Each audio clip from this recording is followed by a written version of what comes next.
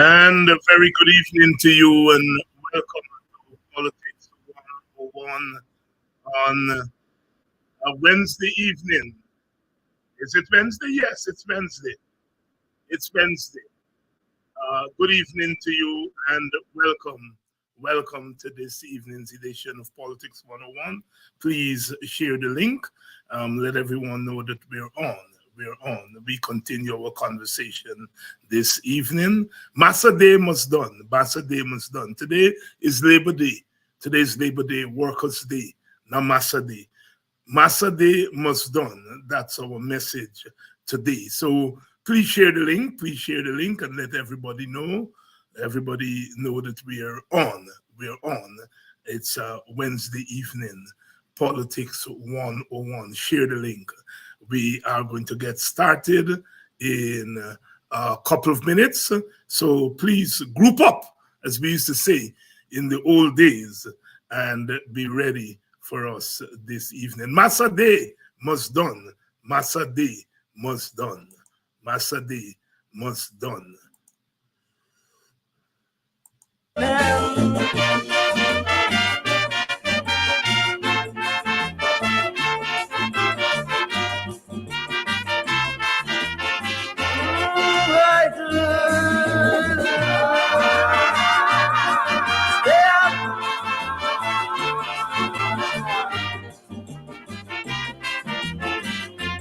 Used to boast about our land, saying we have racial integration. We told the world that our country is an example of love, peace, and racial harmony. But all that's now a fake. The country club issue made us wide awake. But that's a drop of water, my friend, in an ocean of discrimination. So please, won't you tell country club? And what must you tell them? Masa Day, Masa. We want no racialism in our countries, no prejudice or color must divide in this land, must belong to everybody. So tell the Portuguese club to come on our island, to hell with Junction and Chinese Association. These lands only has room for us West Indians. We want no division. Masa Day, Masa.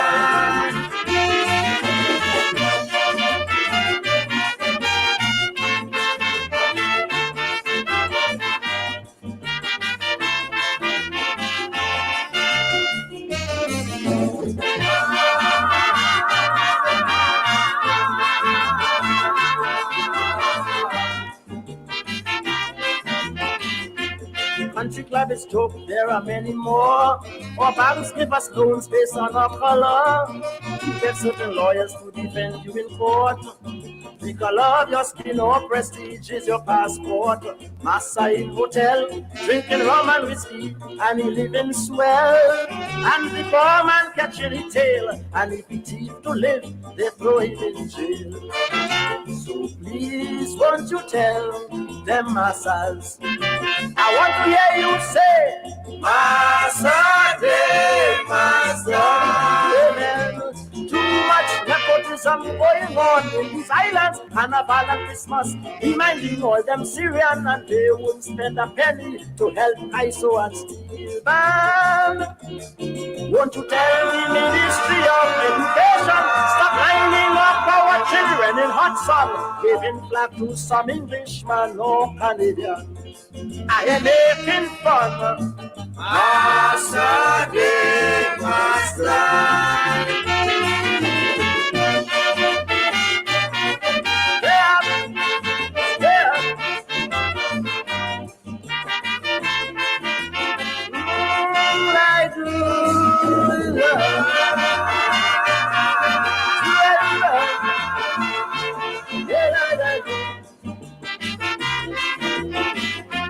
Let's face the facts, brother, look around. Some youths have jobs, others have none. To get a job, poor girls have to sin. While in most stores and banks you see one race and same skin. Rich men getting away with cockfight churches, gambling on harvest day, and police in your tail whole day if you only play wappy and wee. So tell the police that's discrimination. And what is my message? Masa de Masa. Amen. Mister, don't you call yourself no white man or no Syrian. You're not a Chinese, Englishman or no German. Everyone living in these lands are all West Indians. In all them big shot hotels like in Hilton, there is the price of drinks to keep out the black man. But you go still buy them folks and bring in the rum. We are making fun. Masa de Masa.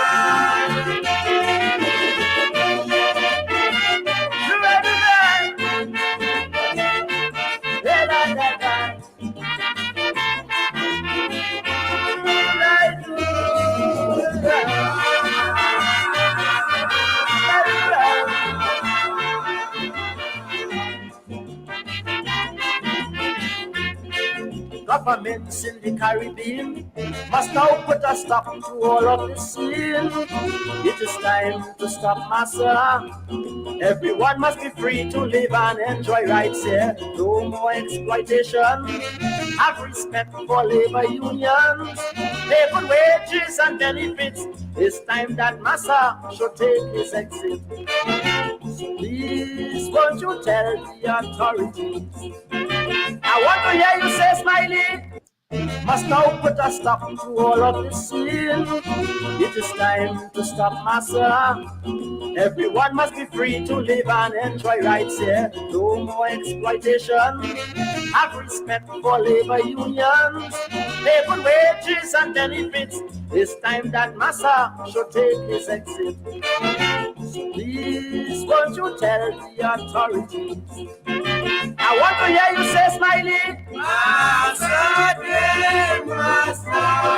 amen. And tell newspaper no German, everyone living in these lands are all West Indians.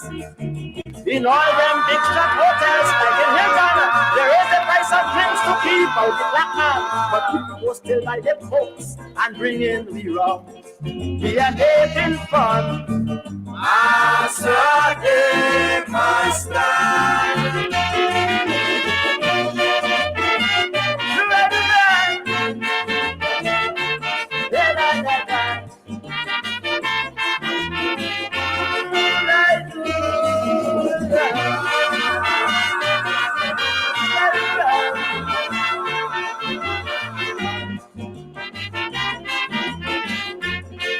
Governments in the Caribbean must now put a stop to all of this sin.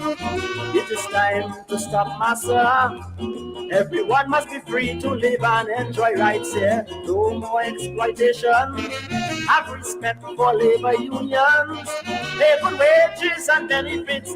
It's time that Masa should take his exit. So please, won't you tell the authorities? I want to hear you say, Smiley, Masa de Masa. amen. And tell newspapers all over the Caribbean to printing comics like Mandrake and Tarzan, because they degrading the dignity of the black man. And we in the Caribbean have got to know that we are colonial leaders must follow with revolutionary thinking is to really grow. Let us stay up, son. Masa de Masa.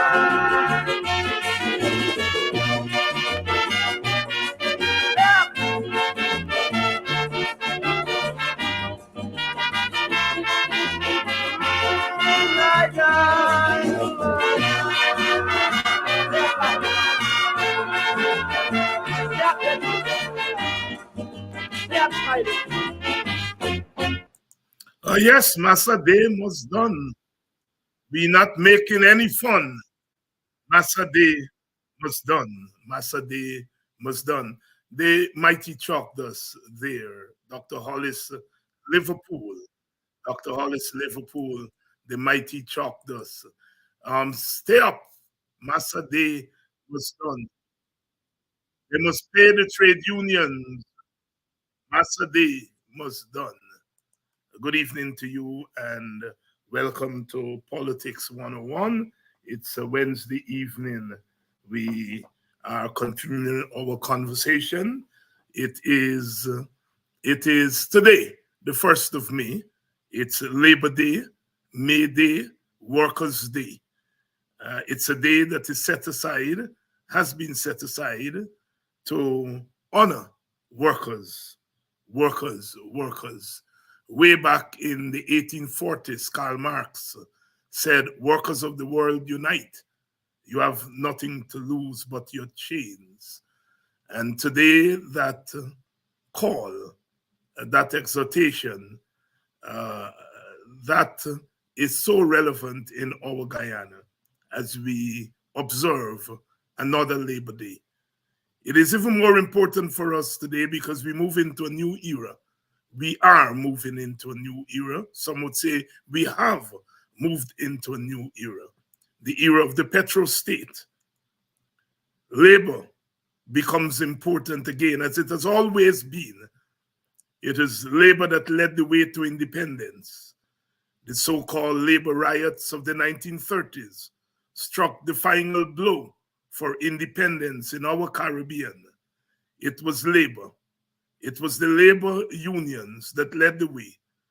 The first union in our part of the world, 1919, the Guyana Labor Union, led by Hubert Nathaniel Critchlow. It was labor, always leading the way. And today, when they're all coming to Guyana in search of El Dorado again, labor becomes important again. And we're asking the question, what are we doing to ensure that the price of labor, the value of labor, the labor power that we have, what are we doing to ensure that it gets the value? There are many ways of transferring our wealth into the hands of our people. And one of the first ways to do that is through their labor. Every day, our people get up and they go out and sell their labor. Public servants sell their labor to the government. Others sell their labor to the private sector. We go out every day and we sell our labor. And we expect that that labor should be properly compensated. It is our route to wealth. And if workers in Guyana are poor, it is because they have not been paid a living wage. A living wage. On this day, this Labor Day, we continue to call for a living wage for our workers. It was good to see workers marching through the streets of Georgetown today, signaling to the authorities that the working people have not given up. The working people are on the move. They're on the move. They're on the move. And so here in Politics 101, we say Masa Day must done. Masa Day must done. Pay our workers a living wage. You see, we talk today so that tomorrow we stop talking. You know, some of you make the criticism of us. Too much of talking. But we talk today so that tomorrow we will stop talking. Last evening, I shared with you some concerns of some of our supporters who took umbrage to the fact that I called the vice president Mr. Jack Deal. Of course, I'm a keen student of the folk, including folk language. And I know that there is a difference between the Mr. and Mr. But that aside, the fact that many of you do not want us to even refer to them in polite ways reflects how much you have become alienated from them, how much you feel down-pressed by them, disrespected by them. And it is that you are expressing when you ask somebody like myself not to refer to them as Mr., not to refer to Jack Dio as Mr. Jack Dio. The PPP has pushed our people to the edge, and it continues to do so. And it continues to be in willful denial because it believes that our people do not have agency. They do not have human agency. There was once a time when the slave masters felt so, the Masas. They felt that the enslaved people had no agency, that they loved being enslaved, and they were to get a rude awakening. And today, the present Masas feel that they have Black people mostly, but working people also. But they feel that they have Black people mostly in their place, and that they are not going to push back. They are not going to push back. They boast that they will get a 2/3 majority at the next election, which means that they will win half of African votes. If you are thinking that way, you obviously must know that you have not earned African votes.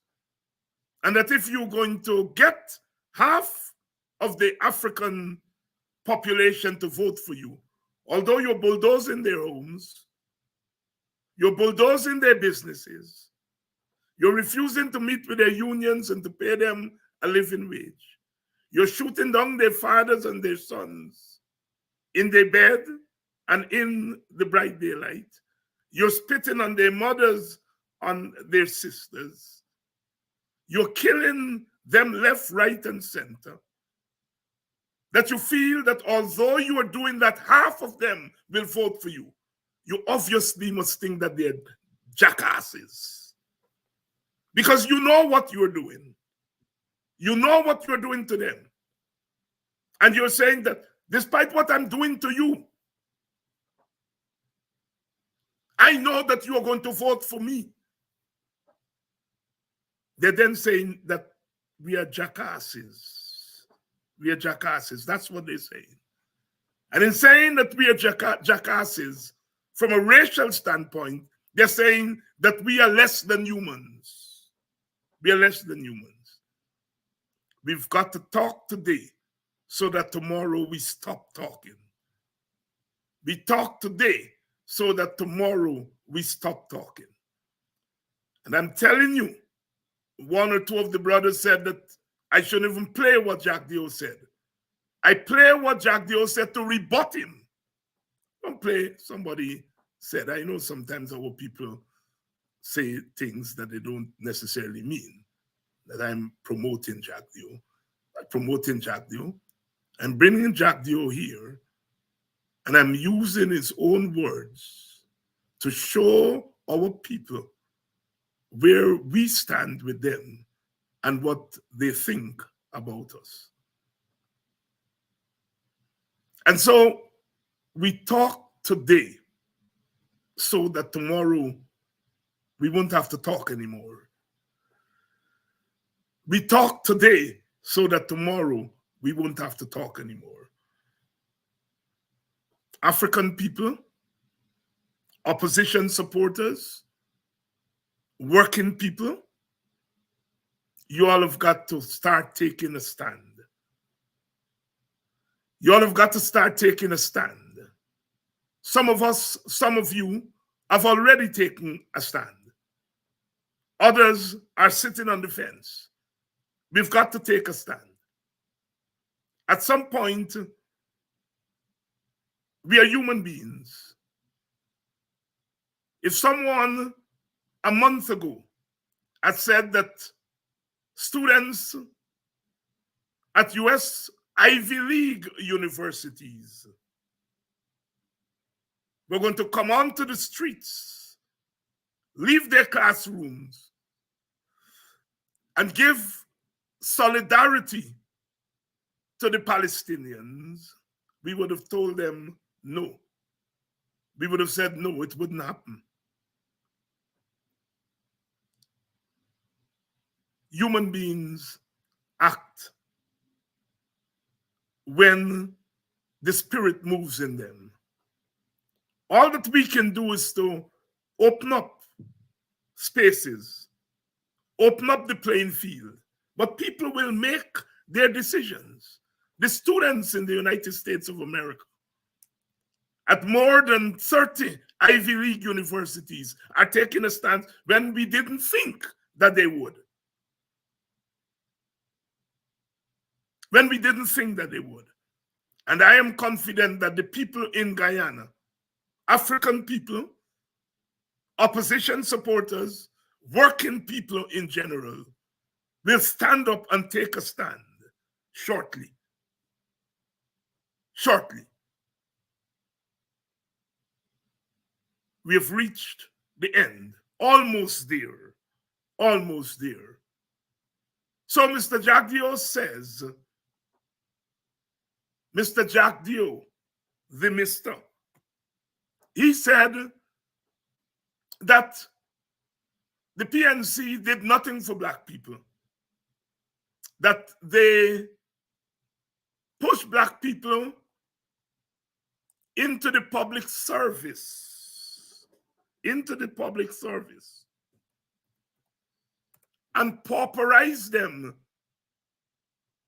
to use the words of the goodly gentleman, that they put them in the public service to pauperize them. So being in the public service, according to Jagdio, is synonymous with being a pauper. Synonymous with being a pauper. That is what Jagdio is saying. Now let's examine that. Let's examine it. First of all, let's hear him in his own words, so nobody will say that we are lying on the mister.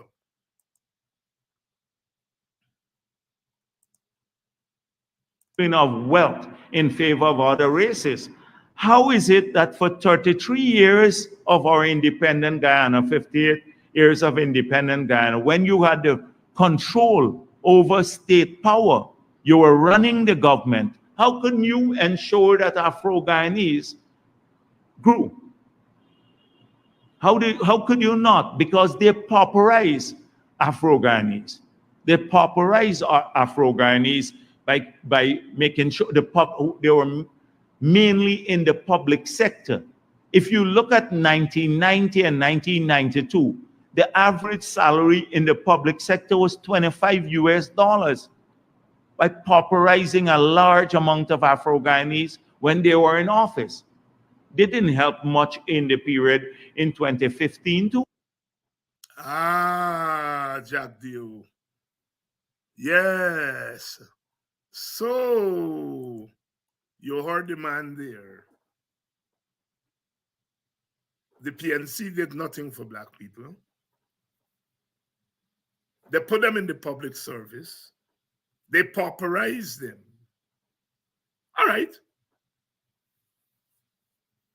So it's nonsense that the PNC did nothing for Black people. We're not even going to dignify that with any kind of response. But I'm going to say this. This man is sitting there and saying, how come when you had power, you did nothing for Afro-Guyanese? Had the government come out and say, we are doing this for Afro-Guyanese, the PPP would have slaughtered them politically. They would charge them with racism. And so the PNC obviously could not say, we are doing this for Afro-Guyanese. But here is that man hypocritically sitting there and saying that why you didn't do for Afro-Guyanese? Why you didn't do for Afro-Guyanese? Had they done for Afro-Guyanese, they would have called them racist. But I'm going to take this conversation to another level. What he's doing there is that he's justifying what his government is doing for Indo-Guyanese. No, I know that the PPP is doing things for Indo-Guyanese. Let's don't fool ourselves. I hear sometimes PNC people make it out as though the PPP does nothing for Indian Guyanese. It's not true. The PPP does a lot for Indian Guyanese. It does a lot for the Indian Guyanese bourgeoisie, the Indian Guyanese rich. It does less for the Indian Guyanese poor, but it still does some things for Indian Guyanese, as Indian Guyanese.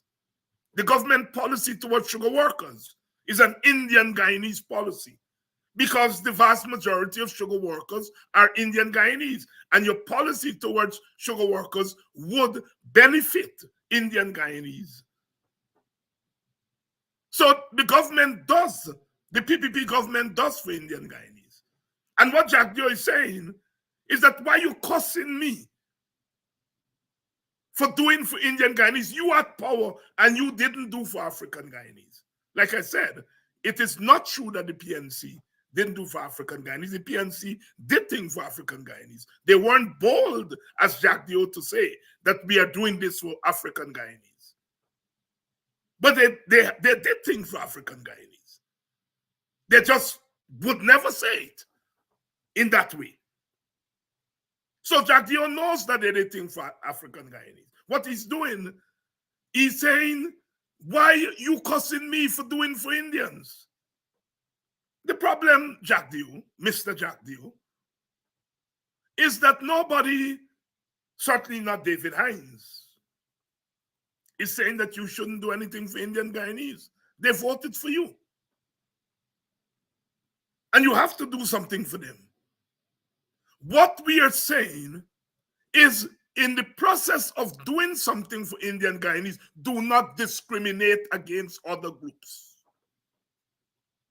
There are things that are particular to the Indian Guyanese community. As Jack Dio said earlier, unabashedly, he wants Indian Guyanese to get rich.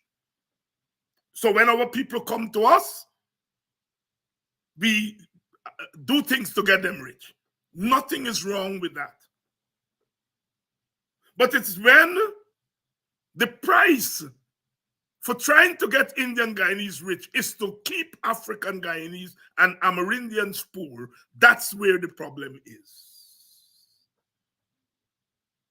So that narrative by Jack Dio, that the PNC coalition did nothing for Black people, he knows better. He knows that they did things for Black people. But he knows that they weren't bold enough to say, we are doing this for Black people as Black people. He knows that. And that is what he's playing on. But he's also using that argument to justify the government, what it is doing for Indian Guyanese. And as I said, what the government is doing for Indian Guyanese is legitimate. Indian Guyanese voted for them. But in the process of doing for your constituency, you must not be seen to be discriminating against other constituencies. That is the problem we have in Guyana. And I'm saying, as I'm saying here tonight, the PPP does things for Indian Guyanese. Don't let people tell you nonsense. They do a lot for the Indian Guyanese rich. They turn a lot of not rich Indians into rich people. They give them contracts so that they can get rich. Don't walk around the place saying, oh, they don't do nothing for Indian Guyanese. Indian Guyanese are suffering, but that doesn't mean that the government is not doing anything for them. The Indian Guyanese poor is getting less than the Indian Guyanese rich. But the government is ensuring that the Indian Guyanese poor is treated better than the African poor and the Amerindian poor. That is the issue here. And that's what Jack Dio doesn't want us to talk about. And we have to change our narrative because we hear the narrative from the other side. And we must not be afraid to talk about Black people and their suffering, their particular suffering. The PPP and on the Indian Guyanese never let the coalition get away with closing down those estates and firing those workers, as they put it. The workers weren't fired. They said it's 7,000. Winston Jordan said it's 4,000. But they never let the government get away with that, because they see it as discrimination against Indians. And they have corrected that since they got to power. They gave the sugar workers, on top of their severance, they gave them $250,000. They opened a training school on the quarantine to train sugar workers to transition into the new oil economy. They meet with GAU. Right now, the sugar workers at Rosal are on strike. I bet you bottom dollar. I bet you bottom dollar. In the next 3 or 4 days, their matter will be settled. They're saying that the government promised them 1 week pay once the crop is over. And sorry, the Gaisuko promised them 1 week pay when the crop is over and they haven't paid them, and they're out there picketing in Rosal. And I bet my bottom dollar that within the week, their matter will be resolved. Teachers say that we have not had any collective bargaining. We go back to 2019, the government fighting them. They had to go on strike. When the court ruled, the government is appealing the court's decision. Different attitudes to different category of workers. So I'll just stop that nonsense.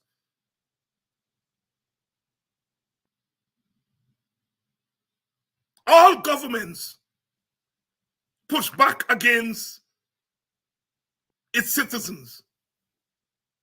But in societies like ours, the governments tend to be partial to one set of citizens, even as it is oppressing them.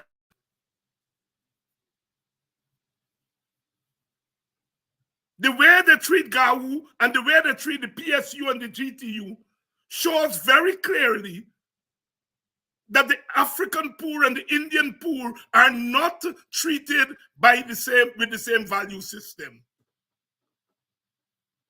And so our narrative, I am playing Jack the O's so that you all can hear his narrative. Those who work in the public service are paupers. He said that. The PNC put them in the public service to pauperize them. And what his government is doing?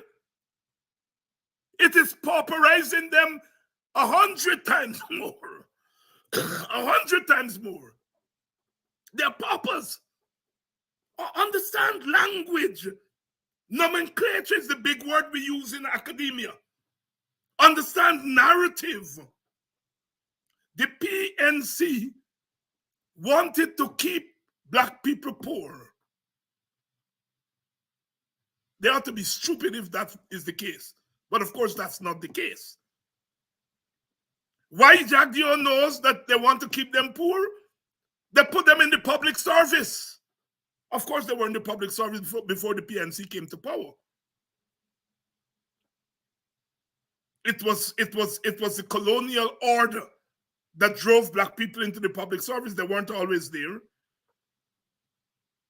But Jack Dio's central thesis is that the public service is a place where paupers work. And if that is your worldview, if that is how you think of the public servants, then the policies of your government will reflect the way you think. Treat them as paupers. You're in the public service because it's your fault and your party fault. They put you there. I have no responsibility to get you out of there. You are paupers. You are condemned to pauperism. That is what Jack Dio says there. So my brothers, I play Jack Dio, not to promote Jack Dio. I play Jack Dio so that I can expose Jack Dio. There's what you call the text, which is what he says, and the subtext, which is what I am giving you all here. Black people, public servants, are paupers. And if you believe that, and you believe that they are equal citizens, and you believe that the public service is essential to the running of the country, you will enact policies to depauperize the public service. But if you believe the people in the public service are not real human beings, and that the public service is a humbug, then you implement policies to keep them just where they are. Keep them just where they are. Note what I am saying here tonight. This is what the PPP thinks of you. So when I hear some young black people chatting nonsense, some of them innocently, you know, development. You all come to Politics 101 and understand what you all are signing up for. Every African who joins the PPP or go on the PPP bandwagon, responding to the nonsense, they are enemies of African people. They are allowing themselves to be used as props to beat up African people. Because what Jack Dio is saying is that, look, they get sense. They come out of the public service and they came over to us. The objective of the outreach to the African community is not to depauperize them, but to bring them to join the PPP. Jack Dio said that. I played it here. I am glad Jack Dio spoke out. I'm glad. And I'm glad he went on this subject. Because I wanted him to give his real view on this subject.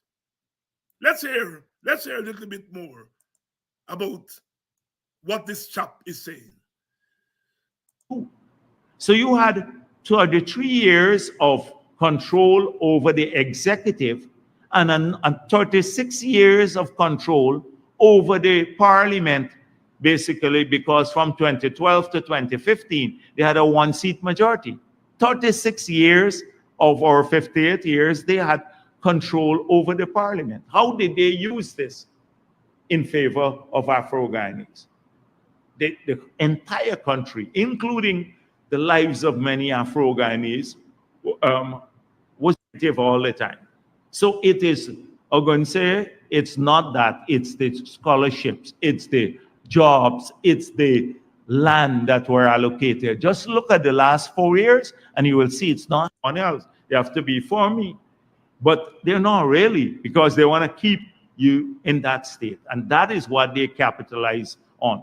People like Burke and the bench cup, they make money, I believe, on the side. Now, if people feel there is no cause to fight for, why would they give them any money, donations? And Burke is a criminal. He extorts everyone. I think he's worried more about the donations he will not get anymore in these places. So that's why you see such kinds of reaction. And it is something, I don't have enough time to explore it, and it is something we need to talk a bit more about and put these same people under scrutiny because they were in office. Hinds, he now suddenly has all of these things and suggestions. But when they had the cushy jobs in the 5 years, you think they cared about any Afro-Guyanese getting land? You think they cared about anything else? They were looking after themselves. You think Nigel Hughes cared anything? Cathy Hughes was busy getting contract in her ministry for herself, for her own. So, he gave me a little call. Hinds all of a sudden has all these suggestions.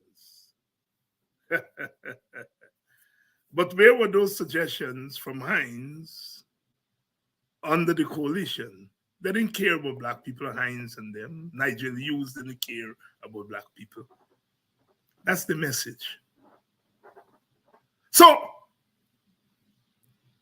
when Hinds licking down and kicking up, all that Hinds and them can do is protest and the victimhood and so on. They have no real suggestions to make. All they want to do is the government this and the government that. All they want to do is the government this and the government that. Office. Hinds, he now suddenly has all of these things and suggestions. But when they had the cushy jobs in the 5 years, you think they cared about any Afro-Guyanese getting land? You think they cared about...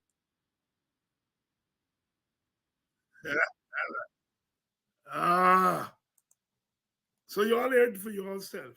First of all, he said I had cushy job under the coalition, and he has repeated that over and over again. At some point,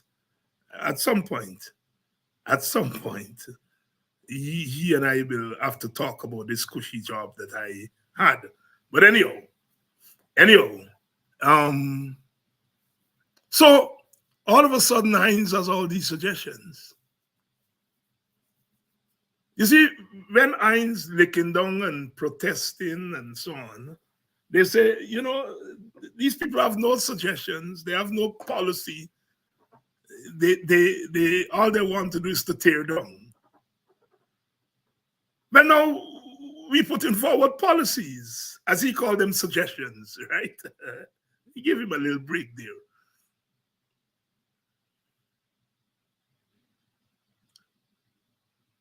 We are putting forward suggestions, and it's the wrong thing we are doing. We should not put forward suggestions about what to do in our country because we didn't put forward these suggestions when the coalition was in power. Well, first of all, I'm very glad you realize that I am putting forward proposals and suggestions in addition to protest. I'm glad it comes from him.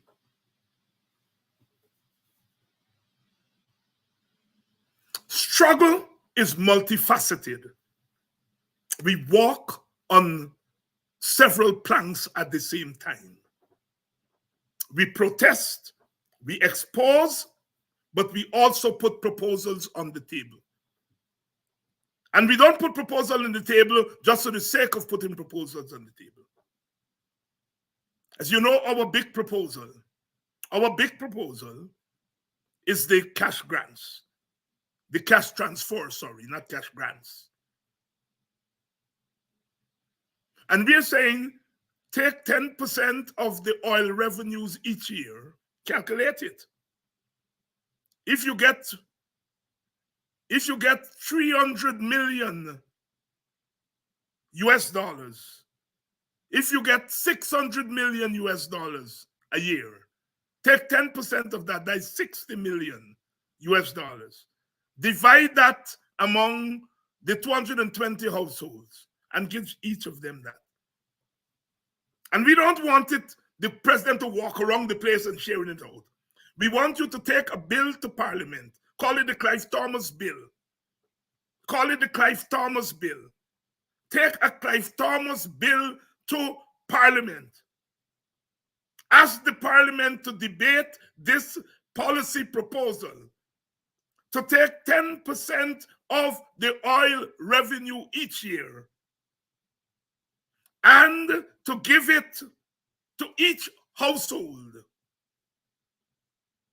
And you can put conditions to it. You can say each family that gets it must commit to sending their children to school every day. Each family must take their children to clinic. It is called conditional cash transfer. So that you are putting revenue in people's hands, poor people for the most part, because the majority of people are poor. Some of the rich people may not have need for that cash transfer. You can get it from them back in taxes. They can donate it to some organization, some charity. But poor people will welcome that money. There's always the bottom house to do. There is always the roof to do. There is always the small business to expand. There is always the vehicle that you can invest in so that your children, you can now drive your children to school rather than pay a lot of money on transport. There's always something to do. And you can make it conditional. Because wherever that policy has been tried and they've made school attendance conditional, school attendance increase by at least 30 to 40%. In Guyana, what is our dropout rate? We have a high dropout rate in school. So you are tying the cash transfer to school attendance. So you're not giving away handouts. You're giving people their own money to do what they feel like doing with it. But you're also tying it to increase school attendance and increase clinic attendance so that the health of our children will be improved. That lady who has to keep her child out of school because that child has to distribute newspapers and is either going to school late or don't go to school, when she gets that cash transfer, she can now take her child off the street and she can employ adults to do what that child is doing and improve our newspaper or newspaper circulation business, or newspaper vending business, sorry. But our child will now be in school, not distributing papers. Because that revenue that the child was bringing in from distributing newspapers at 9, 10 o'clock during the day, rather than being in school, she now has the cash transfer. So, Mr. Jagdio, Mr., you the Mr. Yes, I am about proposals and policy. I am about that. And whether you like it or not, we are going to continue to do that. First of all, we have the capacity to come up with policies and proposals. And you can take it. If you so love Black people, if you so love poor people, take it and run with it. You don't have to wait until we get into office. It can be done now. You say we want to keep Black people poor. Well, Heinz is saying tonight, I want Black people to get rich.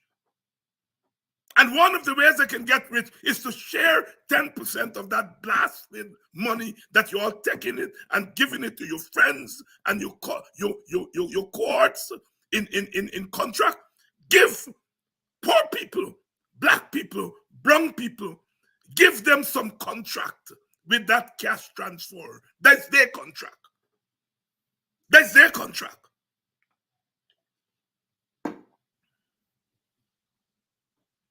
I'm glad you realize that we got proposal on the table. I'm glad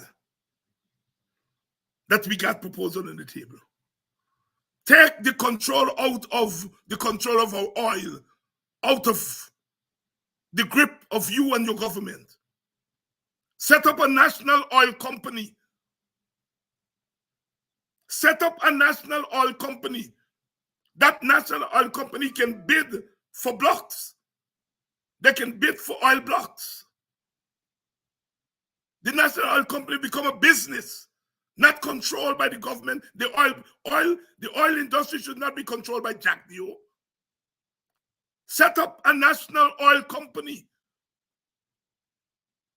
to look after the interests, the national interests of our oil and gas. I heard it talk about National Petroleum Commission.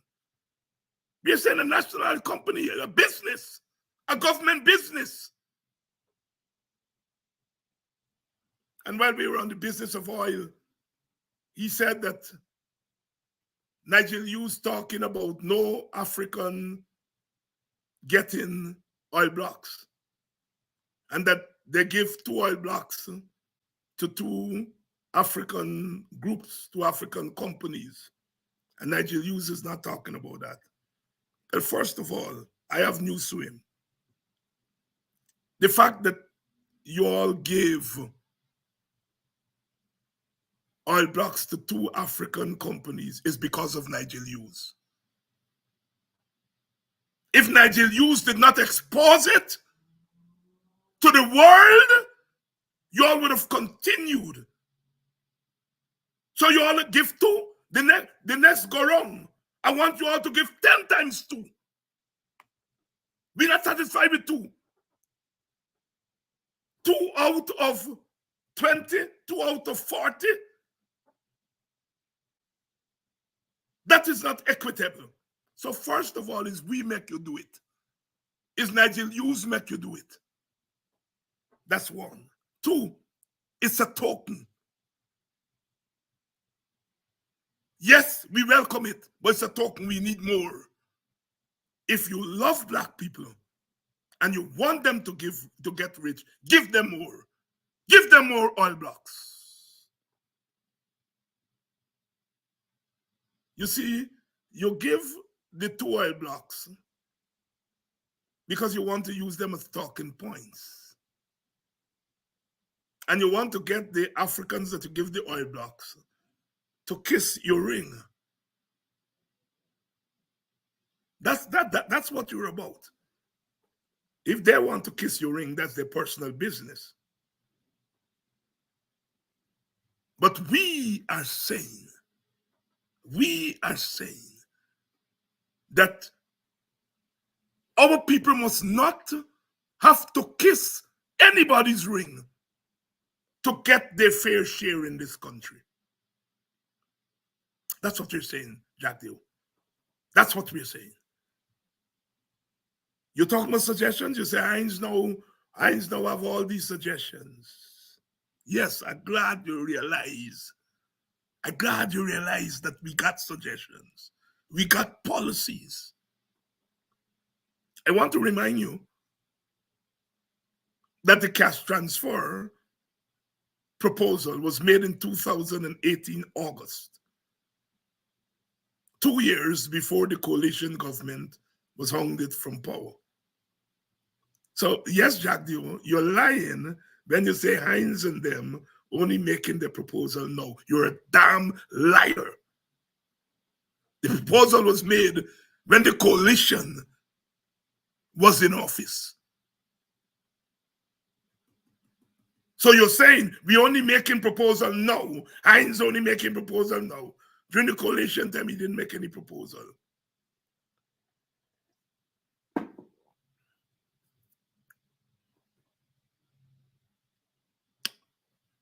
They're liars, but they have a motive. They're building up a narrative. It's a narrative. It's an anti-Black narrative. It's a new narrative in which they're saying the condition that Black people are in, they can no longer deny that Black people are badly off.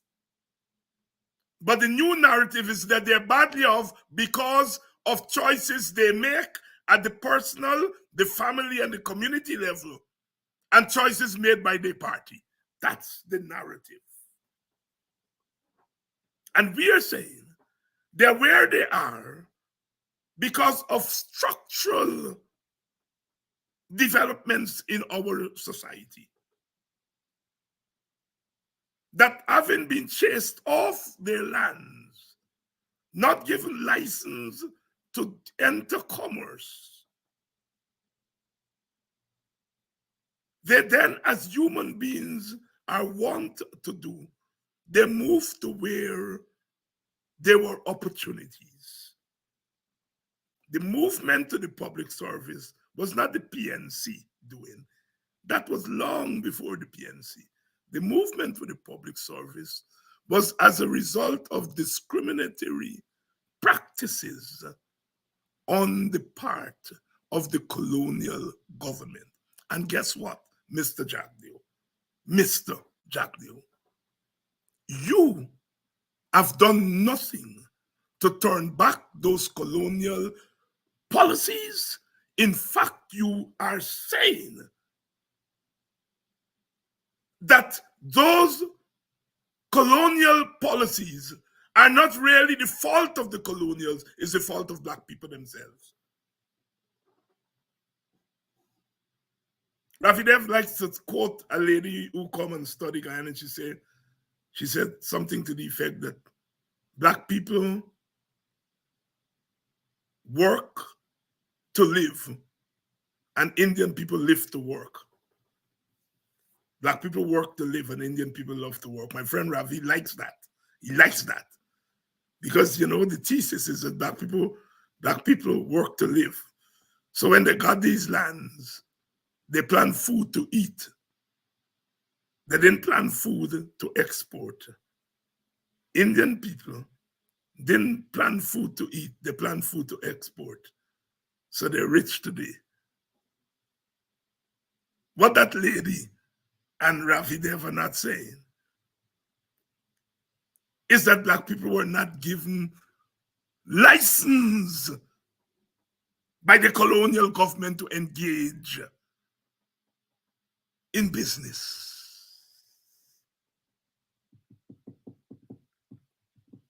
And so their drift into the public service was a matter of survival. They didn't choose that. Their first choice was their village economy. That is why they bought the land. And they set up the village and they give house lots at the front and farmlands at the back.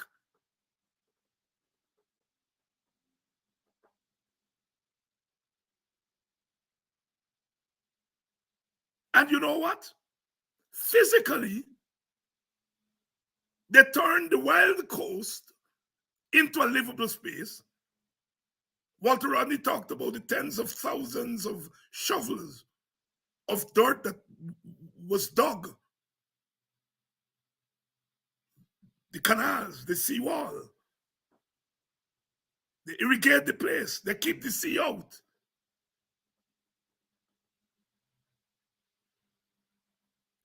And then when they got into the public service, they made the government work.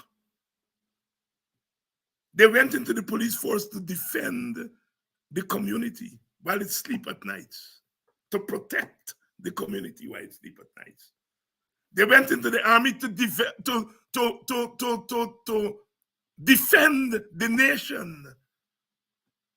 Those who were making their money because they got license and opportunities to do that. It is the African police who got to protect you all. And it's the African soldier who has to protect the borders. So they turned the wild coast, they tamed it with a physical labor without any pay for 400 years.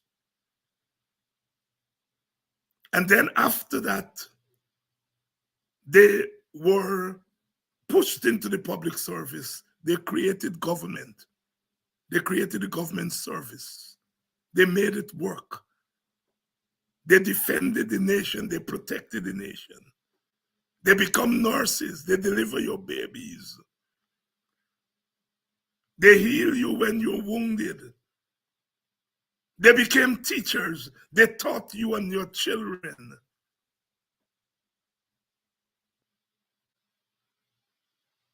And yet, when they ask for their grandmother's back pay, you tell them, oh, you got to get back pay for indentureship too. I am saying all of these things to you all black people to strengthen you all.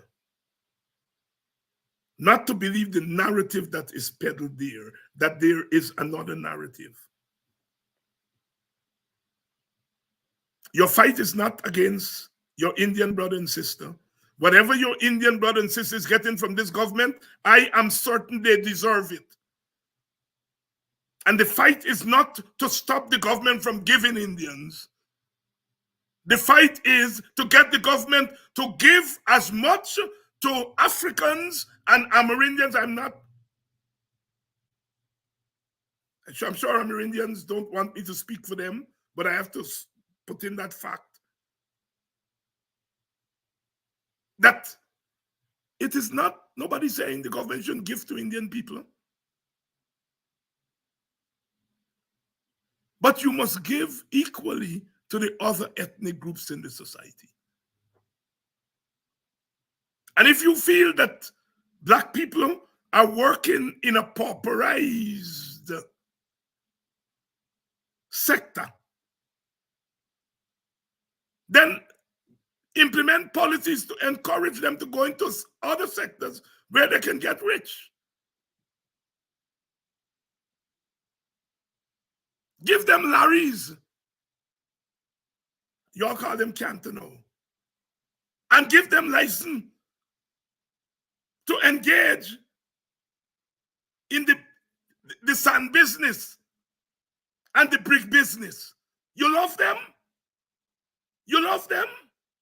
All right. Heinz coming up. I'll give you another proposal, Jagdio. Going to his black community and run something, as the Trinis would say, run something. And give 10 lorries. Make it easy then for 10 people in each black community to be able to invest in a canter or two, and then give them license to engage in the quarry business. 10 per black communities, Jagdio. You love black people. David is helping you to show your love for them. They have to qualify, of course.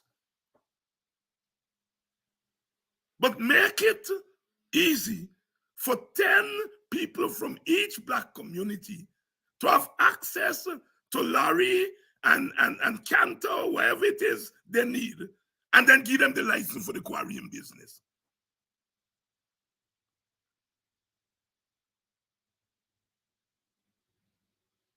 you love black people, and you want suggestion as to how black people should get rich.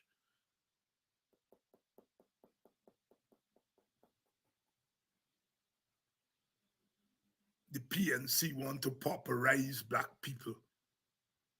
The PNC can speak for itself. The PNC made a lot of mistakes. The PNC made a lot of mistakes with black people. But I don't think that the PNC don't want black people to get rich. But it serves Jack Dio purpose to say that. Because he then wants the PNC to say, I did this to black people. I did do that for black people. All them housing schemes for black. And then they're going to say, you see, the same thing we said, they were discriminating against Indians. And then if the PNC remains silent and don't say anything, then he will say, well, it's not we fault. We doing for Indians because they vote for we, and we in government, and we got to help them. They try to ram you in. These people are in the business of changing the narrative of Guyana to justify the oppression and discrimination of Africans, of other minority ethnic groups such as Amerindians, and of the working poor. Each of those groups, the working poor, the Amerindians, the Africans, each of them experience the oppression differently because they come out of different histories. And sometimes there's an intersection of the oppression of Africans, of poor people of all races, of Amerindians. There's an intersection. There's some things that they experience collectively.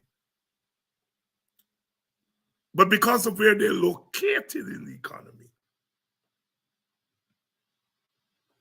when you deny teachers a living wage, when you refuse to meet with their union, when you appeal the court's decision, and what means you're beating up on teachers, and 75% and more of the teachers are African, the beating up is going to have a more devastating effect in the black community than it will have in the Indian community and the Amerindian. They're Indian teachers. Their Amerindian teachers is going to affect them at the personal level, at the individual level, because they're not carrying home the wages to their family. So at the individual level, Indian teachers are affected. Amerindian teachers are affected. Portuguese teachers are affected. At the individual level.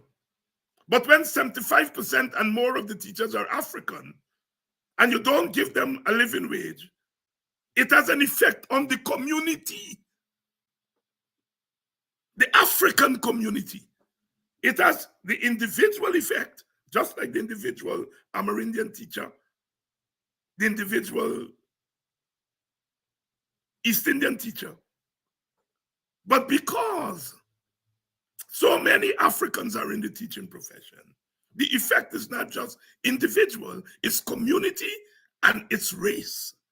It has an effect on the group as a community, as a race. And that is what I mean when I say the things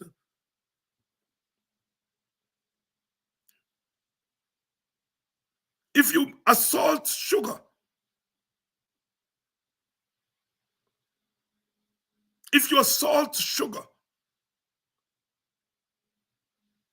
it will have an effect on individual African sugar workers. And they are African sugar workers. They are a minority. And so individually, if you assault the sugar, it will have an effect on them.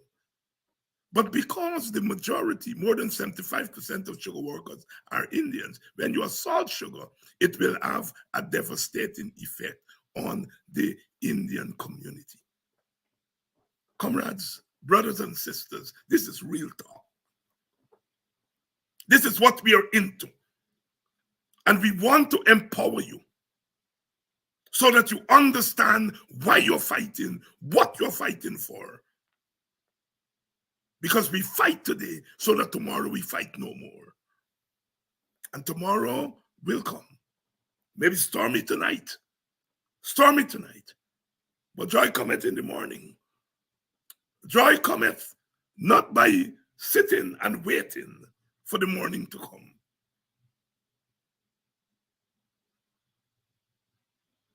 But by getting up and fighting. The fight will take root in different ways, in different places. When the brothers in Brooklyn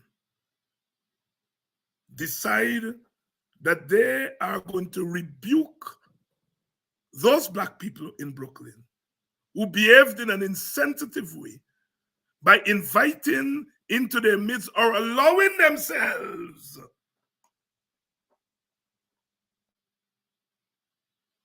to be used as pawns for a man who presides over a government that is denying wages and salaries to their own people. Their people, meaning the people in Brooklyn, to their people in Guyana. They're spitting on their women. They're bulldozing their homes. They're licking down their businesses on the seawall. And you are using your business to accommodate a man who has no intentions to do good by your people at home. You ought to be rebuked. And it is not for David Hines to tell people how they must rebuke. And if the brothers and sisters in Brooklyn decide the way to rebuke is to ask people not to buy from those businesses until they apologize, that is their choice, and it must be respected. Some of the businesses, I understand, have apologized. Bingo. They've learned their lessons. Sometimes in life you have to make some tough decisions. That is why I think our young brother, Drummond Figueroa, who I love, I met him a couple of times, a good young man, but sometimes you have to understand there's some issues you don't need to touch. Let other people touch it. People who are more capable of understanding the dynamics of what they're dealing with, let them touch it. That letter to the newspaper by Comrade Jermaine was uncalled for. That letter is being used by the oppressor. Brother Jermaine, I love you. I love you. But learn your lesson, my brother. Don't get into certain fight unless you really understand what the fight is about. That fight in Brooklyn is not about boycotting businesses. That's not what the fight is about. The fight in Brooklyn is about our people, black people, allowing themselves to be used as whips to whip their own people. That's what the fight is, Jermaine. The boycott thing is not the issue. The boycott thing is a consequence of the issue, not the cause of the issue, not the essence of the issue. The cause and the essence of the issue is about this wicked policy of the PPP to go into black communities and to raid us. Because you see, they learn from the slave era. They learn that you can go into communities and raid people. That's why I call them slave catchers and slave raiders. That's what they're doing. They're not about recruiting black people to their philosophy. It's about raiding the black community. It's about catching slaves in the black community, quote unquote slaves, because we are never slaves. We were never slaves. That is what that man is about. That's what he went into Brooklyn to do. And you're all going to see your pictures in party ads. Because you see, we have them rocking back in Geneva, from Geneva to wherever. They're now on the back foot. And they want to go into the black community to take out pictures with you all and to send it to the International Decade of the People of African Descent panel and say, Nigel Hughes was here, Olive Sampson was here, Darren Wade was here, and they were telling you we discriminated against black people. Look, we went into Brooklyn. Look how they love us. Black people, know thyself. We talk today so that we don't have to talk tomorrow. We rebuke our errant sisters and brothers in Brooklyn so that we don't have to rebuke them tomorrow. We rebuke them today so that they don't repeat. Some of them innocently, some of them not so innocently. It was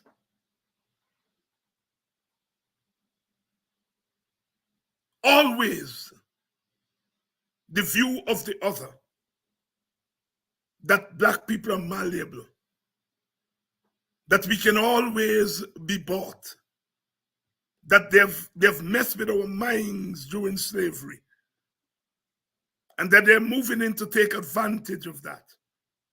That is why they don't want people like myself to mess with your minds. Because what we are trying to do is to turn back that mental slavery, to emancipate ourselves from mental slavery. They want us to be kept in mental enslavement. And those of us who are trying to walk us away from that path of mental enslavement, they call us racists. I am prepared to take that call. I'm fighting that fight today so that I don't have to fight it tomorrow.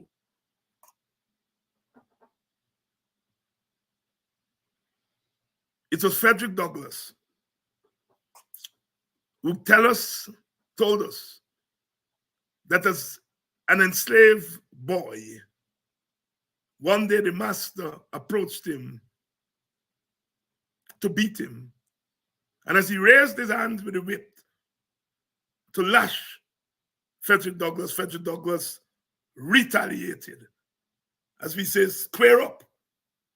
And the master's whip was left suspended in mid-air because he never expected a so-called slave to fight back. He was left paralyzed. And thus was born the thesis. It is not always the use of force or the use of protest. Sometimes the threat of force and the threat of the use of protest is enough to do the job. People in the black community must understand they have a right to join whichever party they want to join. They have a right to invite any party into their community, and any party got the right to go into the community. But black people must understand that if you, in pursuit of some individualistic ambition, decide that you are going to invite the slave raider and the slave catcher into the community, that there will be consequences. Black people must begin to understand that. We got to move the struggle. And I am a person who is very careful. Sometimes I frustrate some of you because I'm very careful about how we move this struggle. And that is born out of experience. sometimes very careful about what we say and how we say, always keeping our eyes on the prize, but never walking into the trap of the enemy. I know I frustrate some of y'all, but I'm saying tonight, and I want you all to hear me clearly, that Black people must understand that if you collude with the slave raider and the slave catcher, there will be consequences. And that's what the brothers are doing in Brooklyn. If Ali comes into any Black community to campaign and Black people go out to listen to him, that's fair game. If Ali comes into the community to lay out the PPP's policy and Black people choose to listen to him, that's fair game. No problem there. But if he comes in the community as a slave raider and a slave catcher, then, and people, first of all, he should not be welcomed. You can't stop him from physically be there, but he must be made to feel unwelcome. Can't stop him from going. As a little boy, when you see people behave, see them big people. When there's a mister who misbehaving in the thing and they pass them on the road, they must spit too. They turn their face for the next side too. And they must sing Panam. He is being rebuked by his community, made to feel unwelcome. And if Ali is going into our community to raid and to catch slaves, he must be made to feel unwelcome. Can't stop him from going physically, you can't. But he must be made to feel unwelcome. I heard a lady saying, we don't want no segregation, we want to live alone. No, tell him, pay the damn teachers their money. That's what you all should be in his face telling him. Be in his face telling him, give contracts to Black people. Be in his face telling him, don't lick down Black people business for the C1. We don't want no segregation. That's nonsense. What kind of fool is you?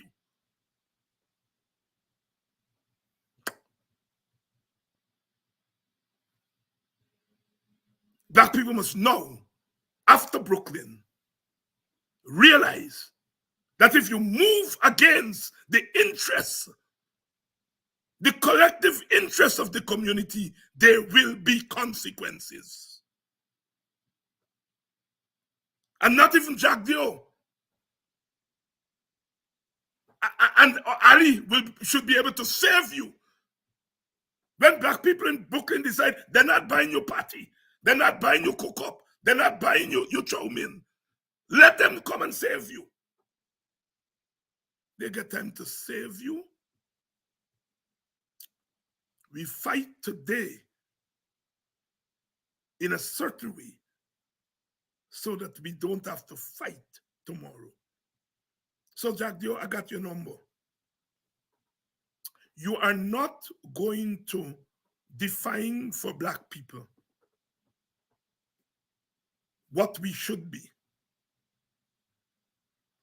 One of the poetic voices of our Caribbean said, we are what we are. And that's the way it's going to be. You can't educate if you no equal opportunity. Talk about my freedom, my people's freedom. That's what we're talking about. That's what Brother Bob says. Words of wisdom. You are not going to define for Black people who we are. So you think that we are paupers because we are in the public service. And the public service is a pauper's ring, is a pauper's field. And so your policy towards the public servants is to keep the status quo, the pauperized status quo. I got you. The Black people aren't paupers. Even if some of them decide to come and kiss your ring and say they're paupers, as a collective, we're not paupers. And so long as I have strength in my body, I'm going to talk back to you. I'm talking to my people, but in the process, I'm talking back to you. I'm talking back to you. And you all black people, know thyself. Know thyself. As I said, you can belong to whatever party you want to belong. But don't tell me the PNC didn't do this for you. And that's a reason to go and kiss Jack the O-ring. The PNC didn't do for you. They got other parties in the opposition that are prepared to do what the PNC don't want to do or can do.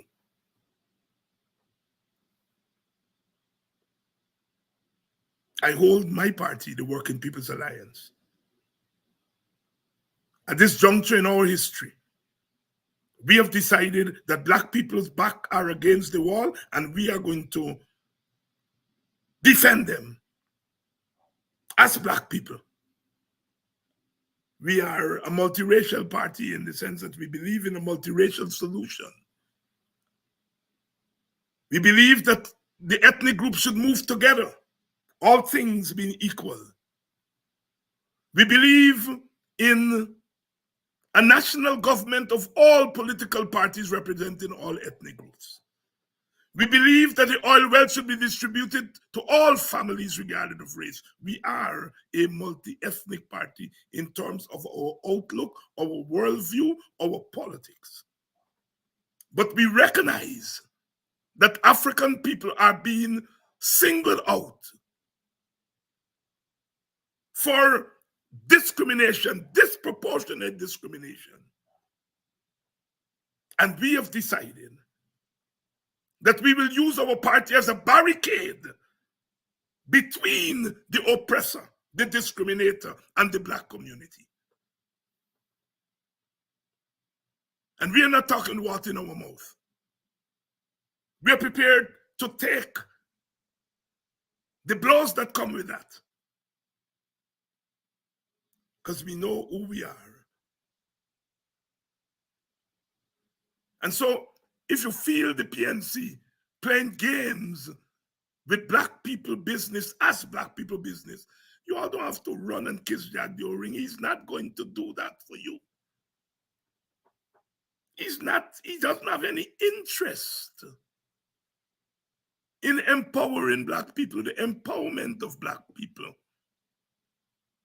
According to the Jack the O thesis, would be beneficial to the PNC and other opposition groups, not to the PPP.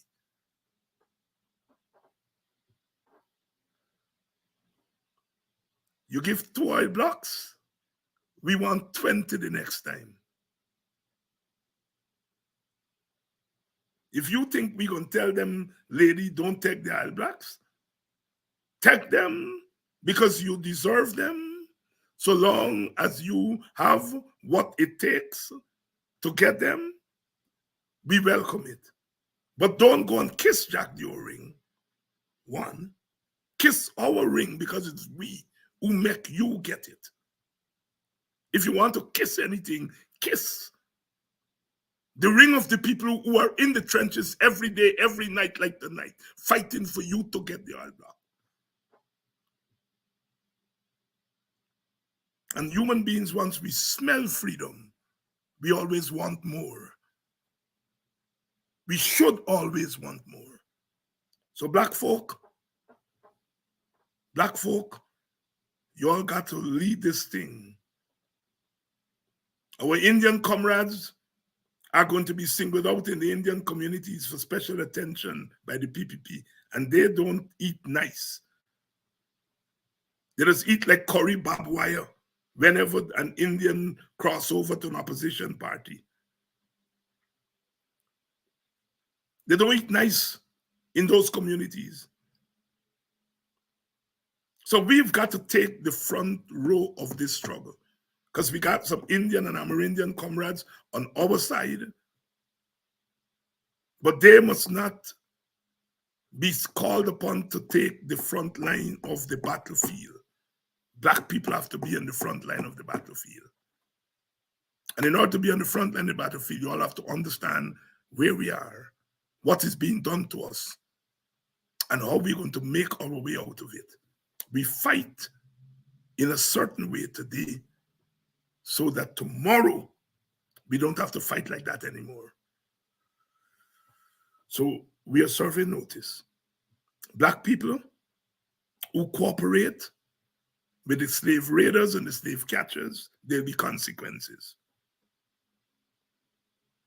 The consequences. We can't continue in the community to behave as though all is well. You want to join the PPP out of your ideological conviction? There will be no consequence, and there should be no consequences for that. Ali and Jack, you want to come in the black community and to sell their policies? They should be able to do so. But don't come in my community to flip roti, because that is not trying to sell your policies to me. That is a photo op. So we don't want you to come and clap roti in the black community. We want you to come with policies. As I said, create a policy so we can have 5 or 10 African in each black community to get into the lucrative quarrying business. You love us? Show us that you're not a part-time lover. You're not a one-day lover going into Brooklyn or Buxton or wherever. You're a lover for all the time. And I rather suspect that you don't want to be a full-time lover of black people. I rather suspect, but since you say that you love us, and since you say David Hines now coming up with all these suggestions, I put in more suggestions. Every day I'm going to give you a new suggestion, Barrett. I love you all. And the love comes from a deep place. A place of identity. Because I identify with Africans, I identify with the poor. Identify with those who stand up against oppression, regardless of your race or your class. It's a revolutionary love that says that when your belly ought you, my belly ought me too. When you cry, I cry with you. Because when you're ready to wipe your tears and look the oppressor in the eye and go for the jugular, I will be there with you. Because I will not still my voice. I have too much to claim. This is Martin Carter. I will not still my voice. I have too much to claim. So if you see me marching in your ranks, know that I look for fire. Know that I do not sleep to dream, but I dream to change the world. Because I've learned from books, dear friends, of men who lived in a room without any light hungering. Men who could not die since death was far too poor. So if you see me looking at your hands, or listening when you speak, or marching in your ranks, know that I do not sleep to dream, but I dream to change the world, always, always for the better. I'll see you all tomorrow night.